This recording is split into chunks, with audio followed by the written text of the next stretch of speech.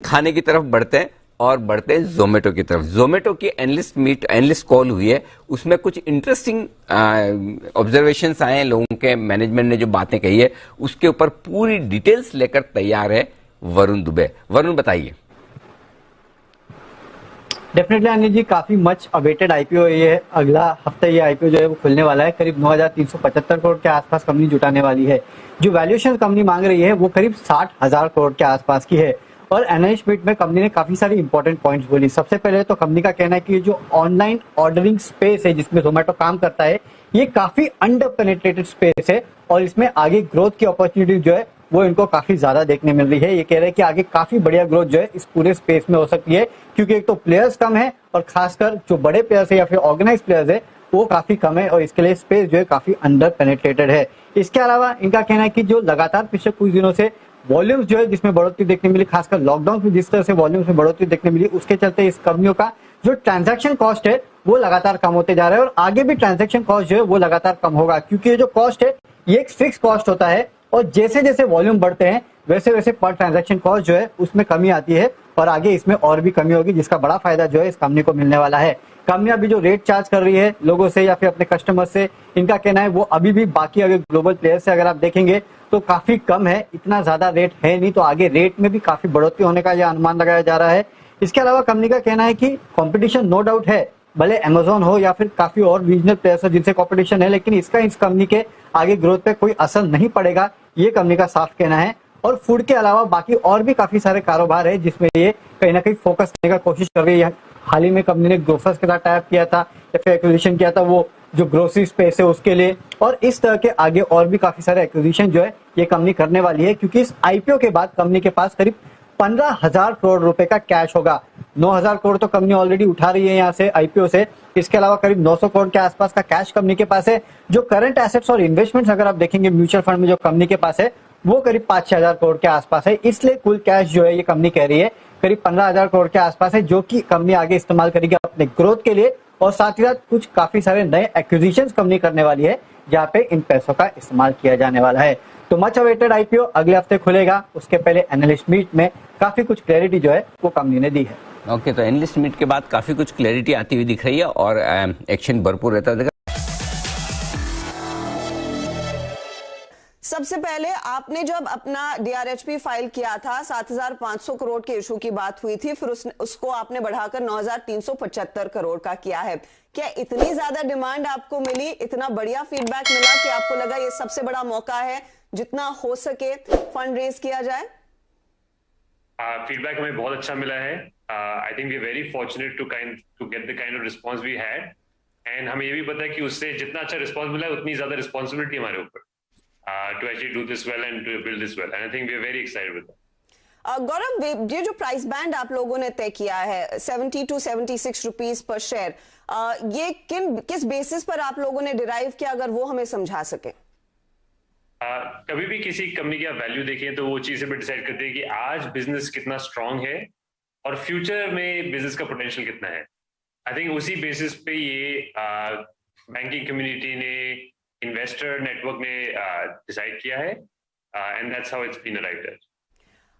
जो आप 9,375 करोड़ का इशू लेकर आए हैं, इसमें से 375 crore of course Info Edge अपना कुछ हिस्सा बेचता हुआ दिखाई देगा, लेकिन जो बचे हुए पैसे हैं 9,000 करोड़, उसका लार्जली इस्तेमाल क्या होगा ये हमें समझाएं, और क्या आगे चलकर इन्फो एज और आपके दूसरे जो बड़े निवेशक हैं ऑन बोर्ड, जिसमें उबर है, दूसरी बड़ी कंपनियां हैं, क्या वो भी कुछ हिस्सा निकालती हुई दिखाई देंगी?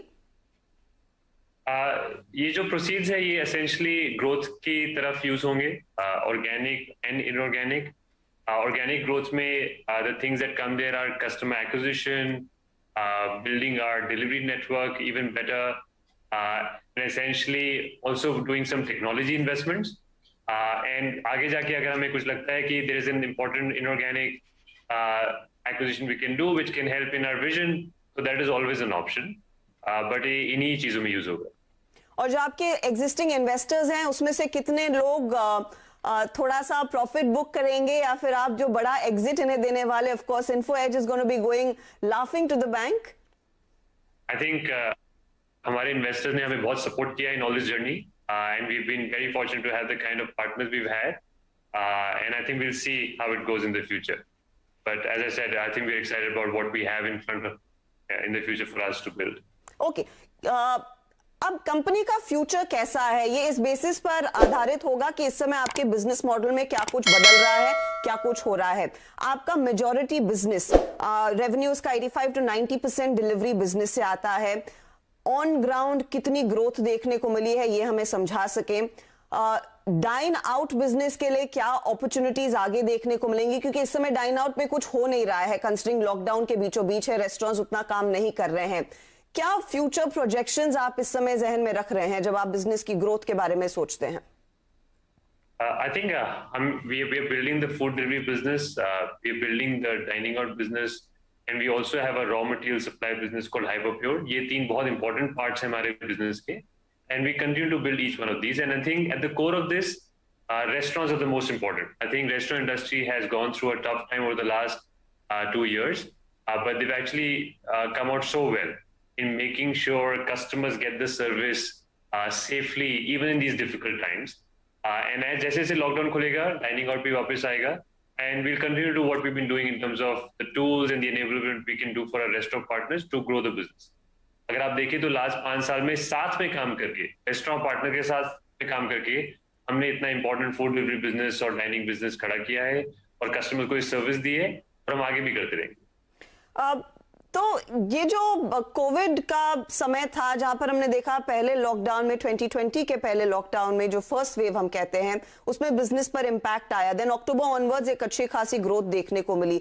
फिर सेकेंड वेव आई, उसके बाद रिकवरी आई है.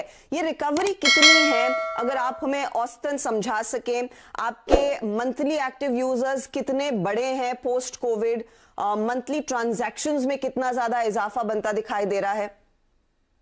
अगर आप देखिए तो इंडिया में अभी भी जब हम खाना खाते हैं मोस्टली घर से ही खाते हैं, रेस्टोरेंट से बहुत कम खाते हैं.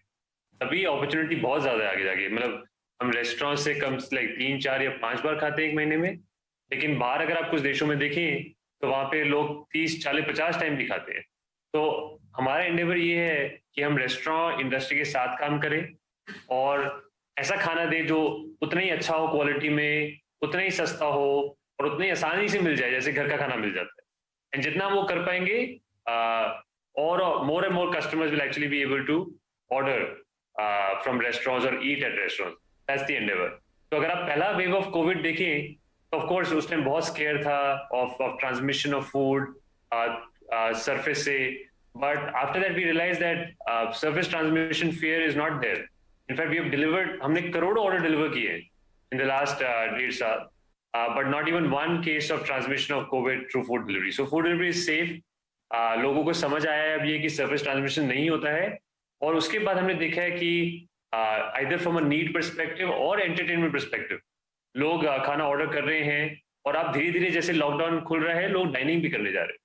सो वो जो पहला वेव था कोविड का जहाँ पे लोगों ने घर का खाना वापस खाना शुरू कर दिया था because they wanted to be safe and they wanted to understand it's safe. Second wave of Covid में ऐसा नहीं है. सेकेंड वेव ऑफ कोविड में हमने देखा है और उसके बाद भी अभी देख रहे हैं कि लोग ऑर्डर कर रहे हैं and they believe that food delivery is safe, and now they started going for dining as well. So it's a very good sign.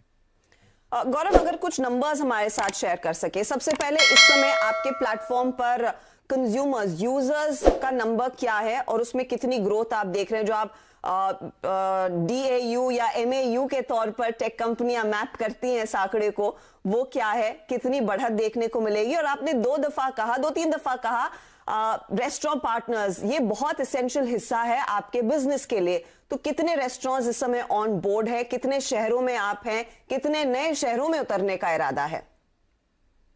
FY20 में हमारे almost 41.5 million monthly active users थे, और ये अच्छी तरह से ग्रो कर रहे हैं जैसे मैंने आपको बोला, बिकॉज अभी हम बहुत अर्ली है इस जर्नी में. जैसे मैंने बोला कि अभी 3, 4, 5 मील्स घर से आती हैं. आप खुद इमेजिन करिए अगर ये मील्स 30 या 40 हो जाए for a large number of people, तो कितना कुछ कर सकते हैं. सो आई थिंक लास्ट 5 years भी बहुत हाइपर ग्रोथ देखा है हमने, और गिवन कि अभी भी लोग मोस्टली घर से ही खा रहे हैं और रेस्टोरेंट खाना कम खा रहे हैं, जितना ज्यादा हम उनको एक्चुअली कन्विंस कर पाएंगे there will be growth. And restaurant partners कितने ऑन बोर्ड हैं और कितने ऑन बोर्ड आ सकते हैं? हमारे प्लेटफॉर्म पे अभी अराउंड 145,000 के ऊपर रेस्टोरेंट पार्टनर्स जो फूड डिलीवरी पे हैं और अराउंड 350,000 पार्टनर्स है जो टोटली लिस्टेड है कंट्री में. Zomato is like a food directory, food restaurant directory. And I think एक अच्छी चीज हमने और देखी है, जैसे जैसे डिमांड ग्रो की है इन द लास्ट 5 years, वैसे वैसे काफी रेस्टोरेंट्स भी खुले हैं to cater to that demand.